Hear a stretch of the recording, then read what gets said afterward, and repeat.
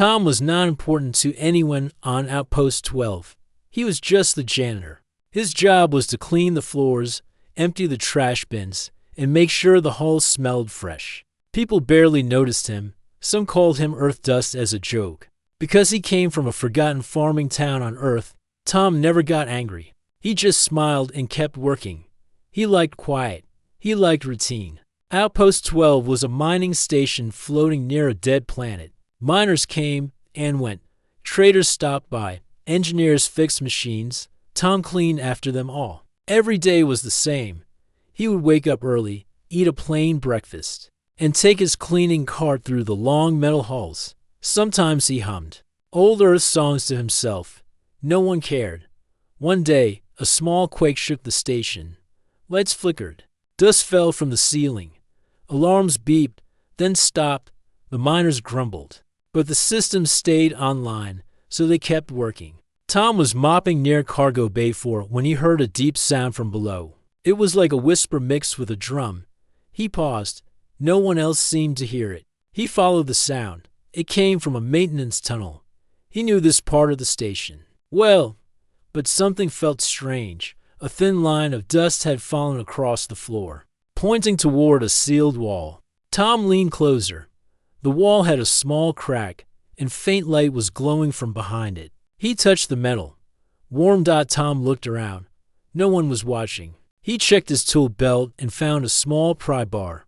With a few strong pushes, he opened a panel that had not been touched in years. Behind it, he found a narrow stairway leading down into darkness. He should have called someone. He should have left it alone. But Tom felt something pulling him forward. He took a flashlight and stepped inside. The air was dry and still. The stairs led to a forgotten chamber, old stone walls, symbols he did not understand. In the center was a pod, smooth and silver, shaped like a teardrop. It pulsed gently with blue light. Tom slowly walked around it. The pod had no buttons or screens. Only one thing stood out, a small handprint glowing on the surface. It was not human. Long fingers. Thin palm, yet it seemed to call to him. He reached out without thinking. His fingers touched the handprint. The pod clicked softly. A line opened across the middle. Steam hissed out. Tom stepped back, heart pounding. Inside the pod was a child. She was no older than 3 by human standards. Her skin was pale with a soft shimmer. Her eyes were large, round, and clear like glass. No hair on her head. She wore a thin silver cloth wrapped like a blanket. She looked up at Tom, blinked once, and reached out. Tom froze. He had never seen anything like her. She was not human, but she was not scary either. She looked lost, afraid, alone. He slowly stepped forward. Again, she did not pull away. Her small fingers touched his arm. They were warm. She made a soft sound. Not a word, more like a note in a song. Tom lifted her gently from the pod. She was light as air. Her head rested on his shoulder. She did not cry. She only breathed slowly, as if trusting him already. He looked around the chamber. No signs. No message. Just the pod and the quiet walls. Tom took the child back up the stairs. He wrapped her in his jacket. No one saw them as he returned to his room, a small space near the lower docks. He laid her on his bed. She looked up at him and gave a soft smile. "What are you?" Tom asked softly. She did not answer. She only blinked and reached for his hand. The next day, things changed. Tom called in sick. No one cared. He stayed in his room, watching the child. She didn't eat the food he offered, but she drank water and slept peacefully. Now and then, her skin glowed faintly, as if reacting to light or sound. When he touched her forehead, he felt a strange calm. But secrets don't stay hidden forever. 2 engineers were checking the quake damage when they found the open panel. They called security. Soon, the captain was informed. The hidden chamber was sealed again. But news spread fast. People whispered about a lost vault, about alien tech, about strange lights underground. The captain made an announcement. Anyone with information must report immediately. Security teams started scanning rooms and checking logs. Tom knew they would come. He looked at the child sleeping on his bed. He had no idea what she was, but he knew one thing: he could not let them take her. He packed a small bag, food, water, tools. He wrapped the child gently and held her close. That night, he snuck through the lower vents.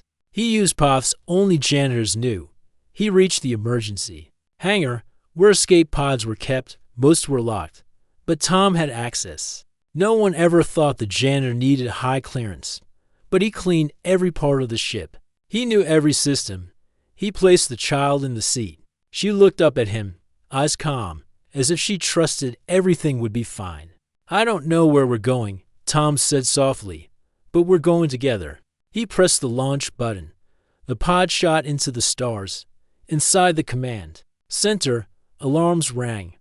The captain stared at the screen. One pod had launched without order. "Track it," she said. "Find who took it." A young officer blinked. "Ma'am, the logs say it was the janitor." Everyone stared. "Who?" The escape pod moved faster than Tom thought it would.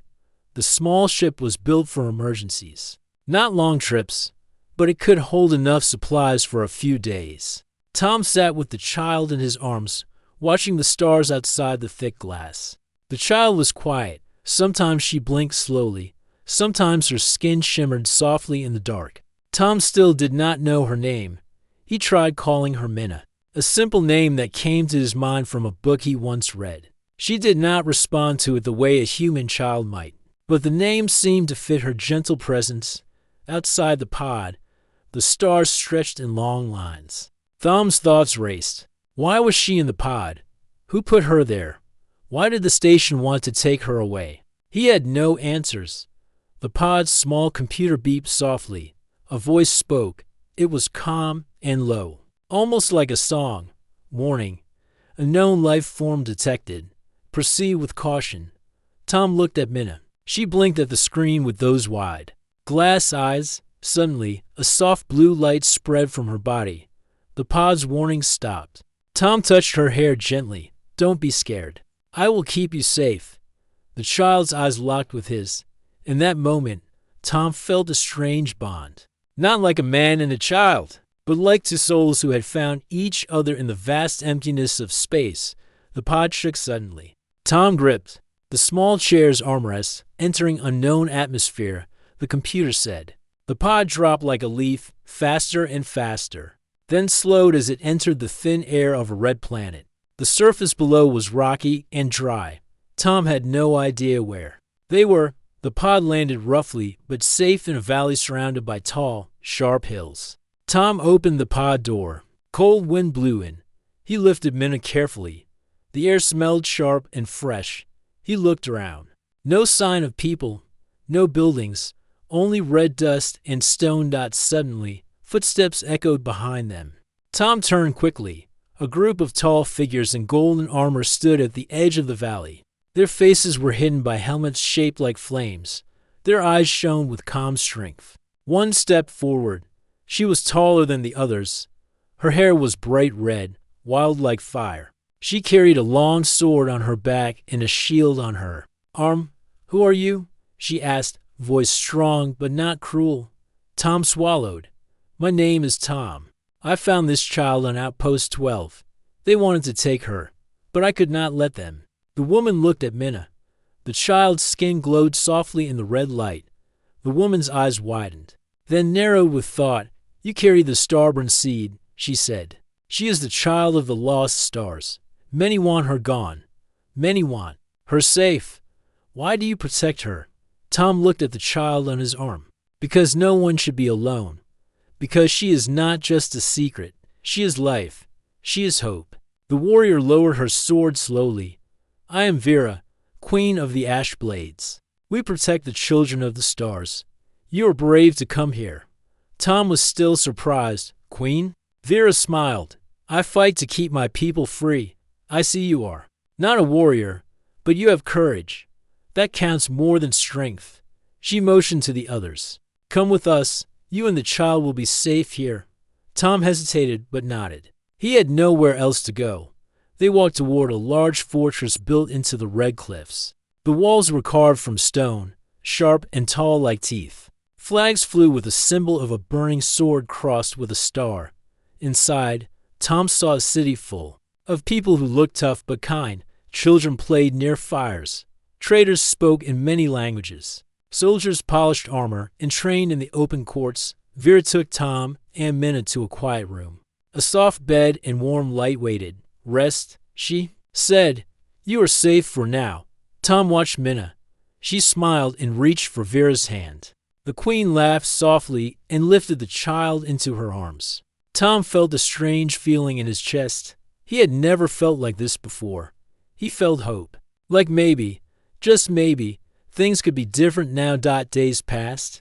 Tom learned about the Ash Blades. They were warriors who protected those who could not protect themselves. They fought to keep peace between the many planets and moons of their region. They did not want war. They wanted safety. Vera visited often. She showed Tom how to use simple weapons, how to listen to others, how to be calm and fear. Minna grew quickly. She learned to walk and talk, not in words, but in feelings. When Tom was sad, she glowed brighter.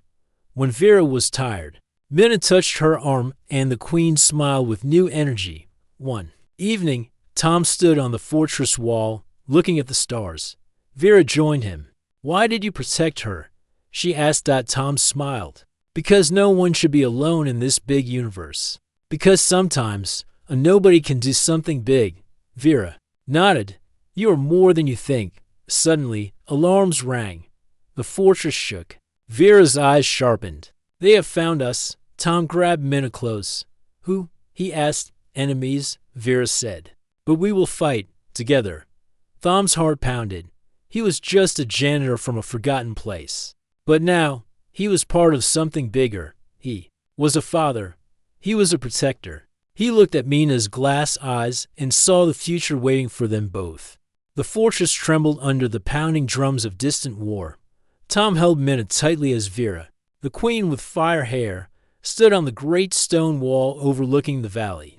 The sky was red with the glow of the setting sun, but far beyond the horizon, dark ships moved fast, like shadows against the last light.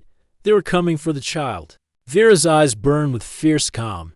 She was not just a warrior. She was a leader, a protector of her people, and now, unexpectedly, protector of Tom and Minna. Her fire-red hair blew in the wind like a banner, and her golden armor caught the dying light, making her look like a living flame.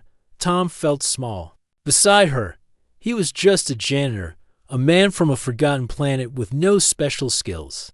But here, in this place, with this queen and this strange child, he felt a courage he never knew he had. The Council of the Ash Blades had gathered in the Great Hall earlier that day. Tom had watched from the corner as Vera spoke to them, her voice strong but full of care. The stubborn seed is more than a child, she said. She is a hope for many worlds. We must protect her. Some council members nodded. Others looked worried. War was not easy to face. But Vera's words carried. Wait, Tom realized that here, even a nobody could become someone important. That night, Tom sat with Minna in a quiet room. She played with a small crystal that glowed softly in her hands. Tom smiled. Do you like it? He asked. Minna blinked slowly, her glass eyes shining. Then, without warning, the crystal floated into the air. It spun gently, casting dancing lights on the walls. Tom gasped. Where did you learn that? He asked, amazed. Minna smiled shyly. She reached out and touched Tom's face. The warmth of her hand was like the sun after a long winter.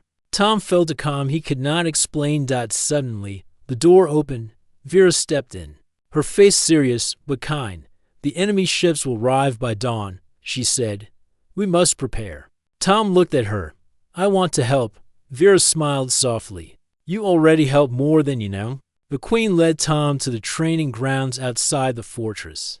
The soldiers were readying their weapons, swords, shields, and long spears that gleamed under the moonlight. Vera handed Tom a simple sword.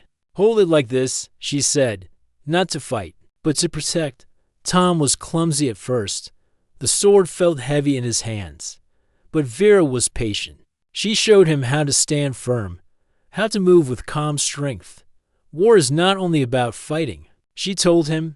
It is about courage and heart. As dawn approached, the fortress prepared for the attack. Tom stayed close to Minna. She was quiet now, but her skin glowed faintly. Tom knew she had powers he did not understand. Outside, the enemy ships came in waves. They were fast and sharp, like claws scraping the sky. Vera raised her sword high for the ash blades, for the child of the stars. The warriors shouted in response. The battle began. Tom watched as the queen fought with fierce grace. She moved like fire, striking with power and protecting her people. Tom's heart raced. He wanted to join, but he stayed back with Minna, holding her close. Suddenly, one enemy soldier broke through the line. Tom saw the soldier raise a weapon. Without thinking, he stepped forward and threw the sword he held. The sword flew straight and true, hitting the soldier's arm and causing him to drop his weapon. The fortress cheered. Tom felt a new strength rising inside him. After the battle, the fortress was quiet. The enemy ships had retreated for now, but the danger was not over. Vera came to Tom's room. She sat beside him and looked at Minna playing with her glowing crystal. You are brave, Tom, she said, not because of the sword, but because you protect what matters. Tom smiled shyly. I never thought I could be brave. Vera took his hand gently. Bravery is inside everyone. Sometimes it just needs a reason to grow. Tom looked at her. For the first time, he saw more than a queen. He saw a woman who cared deeply, who fought not for glory, but for family. That night, Tom dreamed of stars and fire, of a future where he was not a nobody, but a father and husband, standing strong beside a queen and a child who could change the universe. The next morning, the sky was clear, but Tom knew their journey was only beginning. The fortress of the Ashblades was more than a home. It was a city built into stone and sky, filled with winding paths, glowing fires, and towers that touched the clouds. Tom had never seen a place like it. Every day brought new faces, strange voices, and new lessons. He was no longer a janitor. He was learning to live among warriors. And more than that, he was learning what it meant to protect something greater than himself. Minna was growing fast, not in size, but in understanding. She now walked on her own and followed Tom everywhere. She rarely spoke, but her eyes said many things. When she touched plants, they bloomed. When she stood near injured animals, they grew calm. The people of the fortress began to watch her with awe and wonder. She is not like other children. One old healer whispered to Tom. I know, Tom said softly. The Ashblades treated Minna with great respect. Some even bowed when she passed. Tom did not understand why at first, but soon he began to hear the old stories. Long ago, a child of stars would come, a being with the power to heal, to guide, and to bring peace between distant worlds. The child would not belong to one place, but to all. That child, they believed, was Minna at first. Tom was unsure. He did not see himself as part of such a big story. He still felt like a man from nowhere. But every time he looked into Minna's eyes, he saw something bright and deep. And every time Vera stood beside him, strong and steady, he felt less afraid of what the future might hold. Vera had opened the gates of the city to new allies, traders, scholars, and peacekeepers from other planets came to speak with her. Tom watched these meetings from a distance. He did not speak much, but people began to notice him, not as a servant, but as the man who had brought the child of stars. They called him Guardian. Some even called him Father Flame. Tom did not care for titles. He only cared about keeping Minna safe and helping Vera in whatever way he could.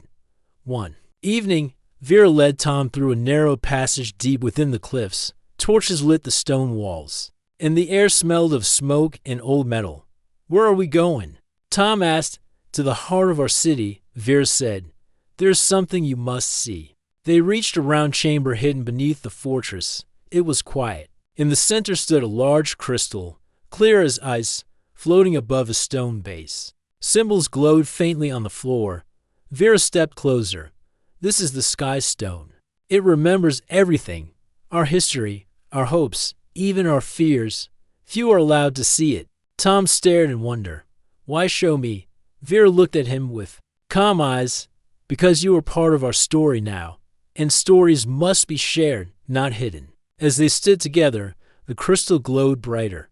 Tom felt a soft warmth in his chest. Images moved across the surface of the stone stars, battles, families, and peace. Then he saw Minna, not as she was, but as she might become older. Strong, standing between two worlds. Tom looked at Vera. Do you believe she's the one from the stories?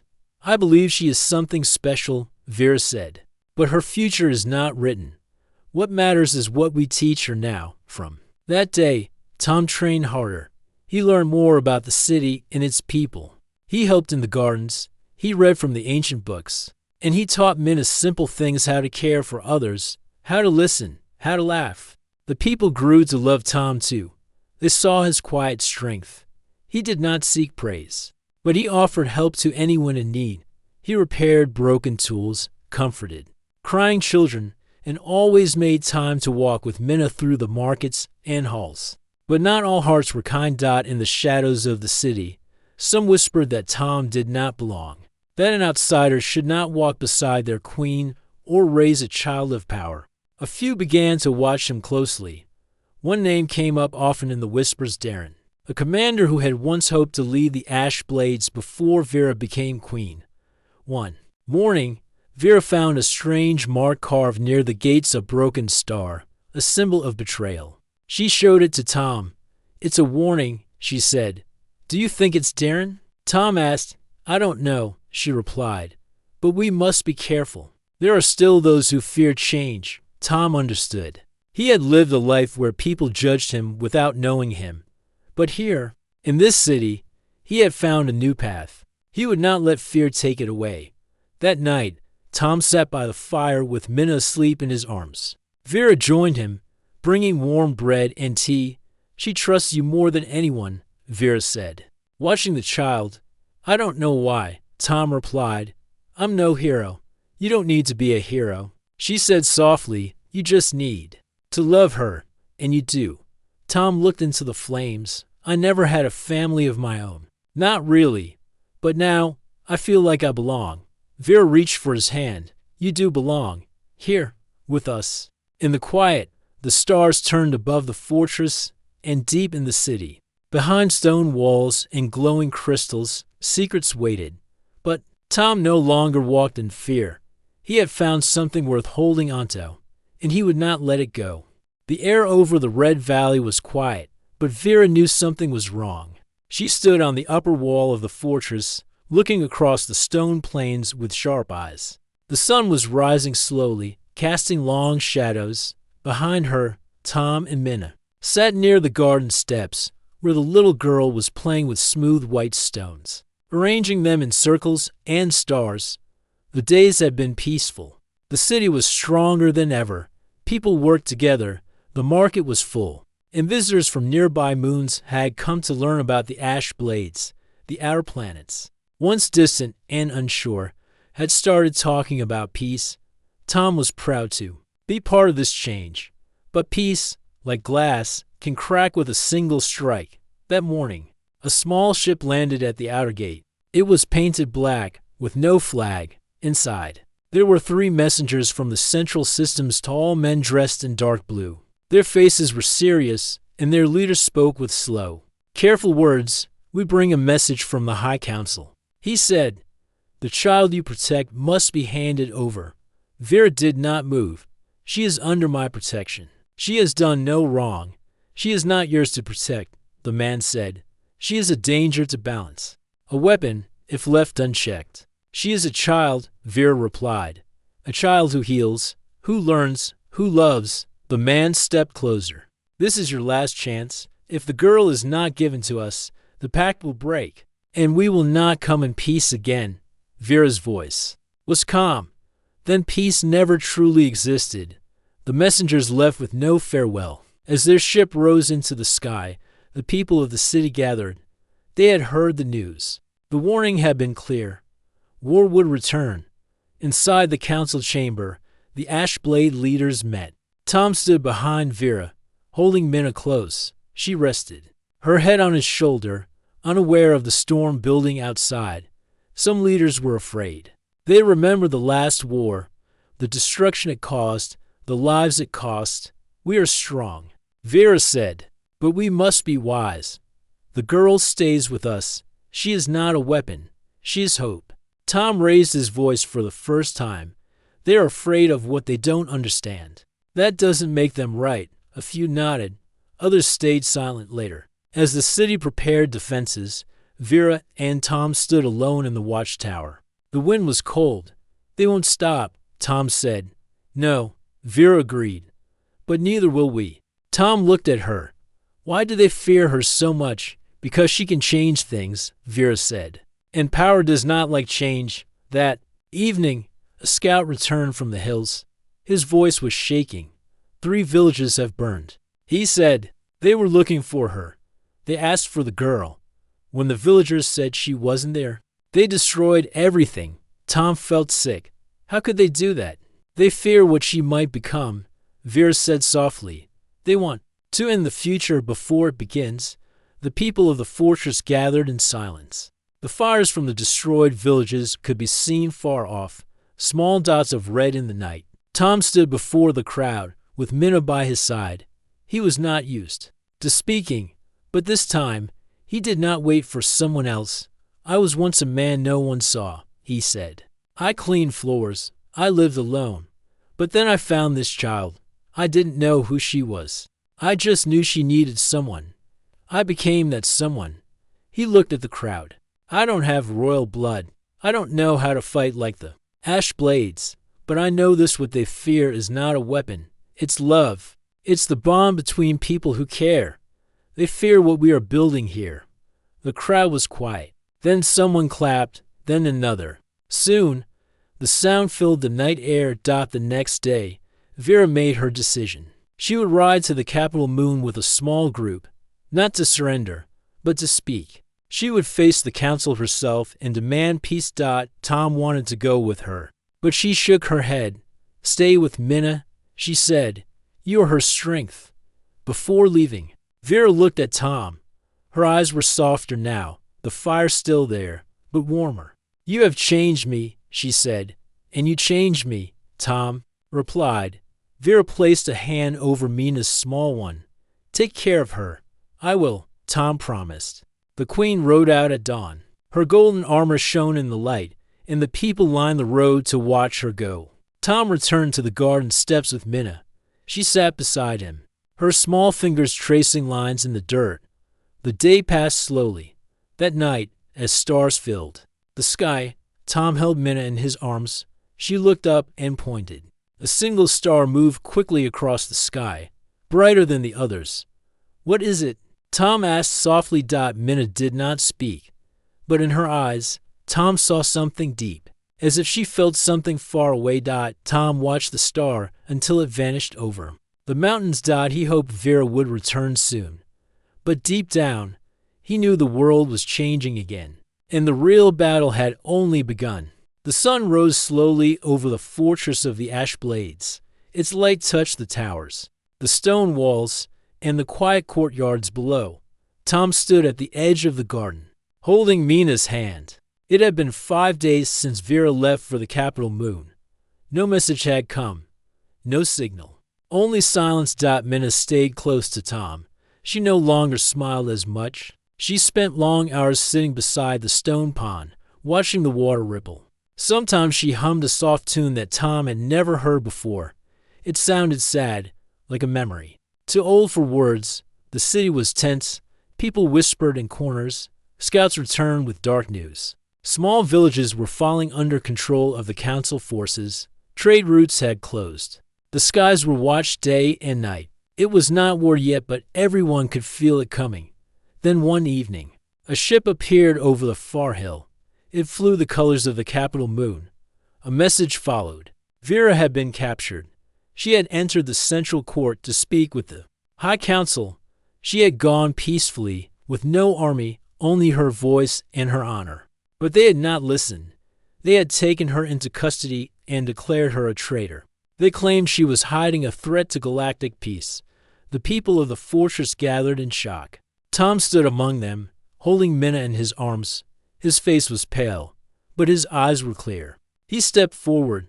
If they call her a traitor, then they do not know what justice is, Tom said. She went with hope. They answered with fear. A soldier stepped up. What should we do now? The question hung in the air. All eyes turned to Tom. He had never led an army. He had never sat on a council. But in that moment, something inside him rose, something quiet but strong. He looked at Minna, who placed her small hand on his chest. Her touch gave him calm. We go, Tom said. We go not for war, but for truth. The ash blades began to prepare, not with rage, but with purpose. They would not destroy, they would speak with their presence. A peaceful march, a gathering of hearts. They would go to the capital not as enemies, but as people who believed in something greater than fear. Tom stood at the front. He wore simple armor, light and strong. Minna rode with him in a small carriage, guarded by loyal warriors. The people followed behind, silent and steady. Their banners flew high. It took 3 days to reach the capital Moon. The city of towers rose in the distance, tall and bright, but the gates were closed. Soldiers lined the walls. A voice came from the speakers above the gate. Turn back. The girl is not welcome here. Tom stepped forward. I come in peace, he said. I ask only to speak. Silence followed. Then a door opened. A woman in long silver robes stepped out. She was a member of the High Council. Her face was cold. You are the Earth Man, she said. I am Tom, he replied. You brought the seed child. You stand beside the traitor queen. I stand beside what is right, Tom said. The woman narrowed her eyes. You may enter, but only you. Tom looked back at Minna. She gave him a small nod, as if to say she understood. He followed the woman into the city. The streets were clean and quiet. People stared from behind glass walls. At the center stood the council hall, a building of white stone and silver light. Inside, 12 leaders sat in a circle. Vera stood at the center, hands bound. Her armor was scratched, but her eyes still held fire. She saw Tom and her face softened. You came, she said. Of course I did, Tom replied. One of the council members stood. You have brought the child. Why? Tom looked at them all. Because you are wrong about her, he said. You fear her, but you do not even know her. She is not a weapon. She is a child who brings life. She heals. She learns. She loves. She carries power, one leader said. That is dangerous. Tom stepped closer. So do you? You sit on high chairs and control whole worlds. Is that not power too? The hall grew quiet. She is only dangerous if raised in hate, Tom said. But she is not. She is raised in love. One member looked unsure. But why should we believe you? Tom took a deep breath. I was no one. A man who cleaned floors. No rank. No bloodline. No name that mattered. But this child trusted me, and I gave her my heart. That is all I have to offer. But maybe that is enough. There was silence. Then, slowly, one leader stood. I believe him, she said. We cannot judge a child for what she might become. We must guide her. With kindness, others stood beside her. Not all, but enough. Vera's hands were unbound. She walked to Tom. For a moment, they just looked at each other. Then she placed her hand in his dot. Later that day, as the ash blades entered the city, people came into the streets. They saw Minna, her small face calm, her eyes wide. She reached out to touch a broken plant on the wall. It bloomed with green. Whispers turned into cheers. The city had seen something true. That night, Vera and Tom stood on a high balcony. Below, lights glowed like stars. You did it, Vera said. No, Tom said. We did. She smiled. You are not a nobody. Tom looked out at the city. Not anymore. And somewhere behind them, Minna laughed. Peace did not come all at once, but it started with a quiet sunrise. The capital Moon, once filled with fear and silence, now opened its gates to visitors from all corners of space. The streets were no longer guarded with heavy weapons, but lined with flowers, art, and music from many worlds. Children played beside fountains. Traders laughed in the market. Life was returning. At the center of it all stood Tom, Vera, and Minna. Vera had taken her place once again, not just as the queen of the Ashblades, but as a voice of reason across the planets. She no longer carried a sword every day. Now, she carried words, truth, and hope. She sat in councils, led peaceful talks, and helped people who had never been heard before. But when the day ended, and her crown was placed back on its golden stand, she always returned home.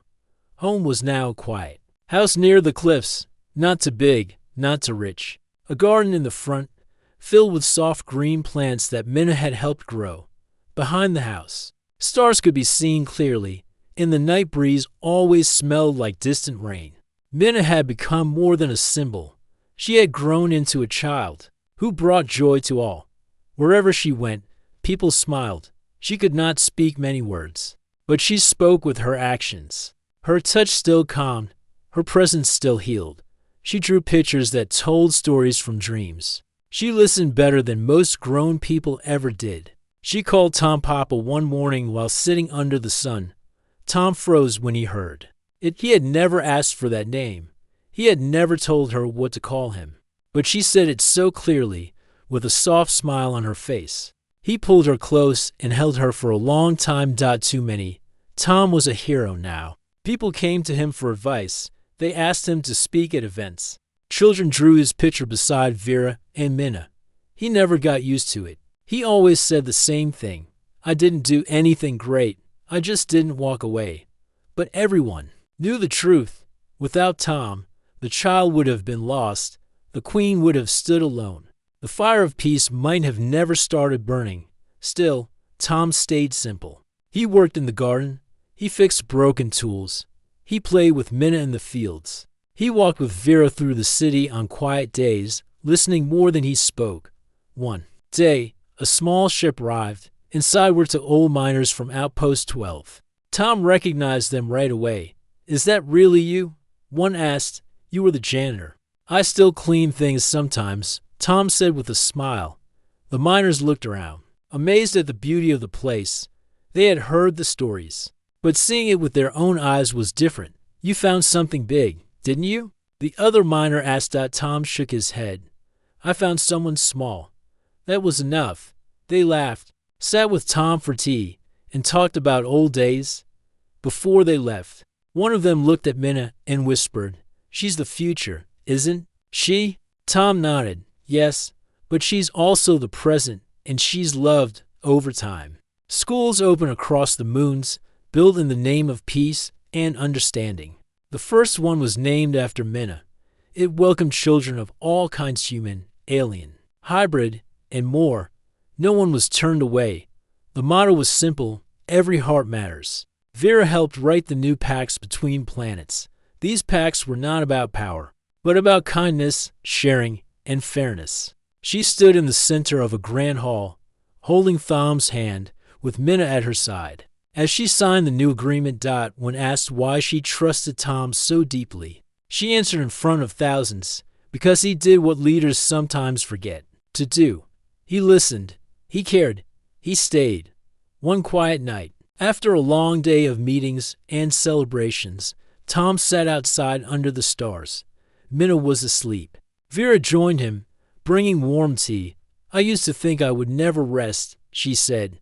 And now, Tom asked, now I feel peace, because you are here, because she is safe, because we are a family. Tom looked at her. I was nobody. She leaned her head on his shoulder. You were everything we needed. He watched the sky. A new satellite blinked above. It was not for weapons or defense. It was for messages, music, and stories. Every world could hear the voices of others now. They could learn and share.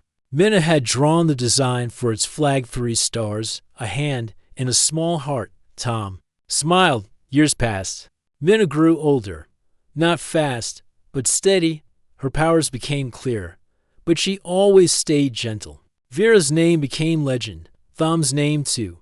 But they still walked to the market together. They still ate by the garden. They still sat by the fire when the wind was cold. And when people asked Minna where she came from, she would say something simple. I came from a pod, but I stayed for love. That was enough. The end.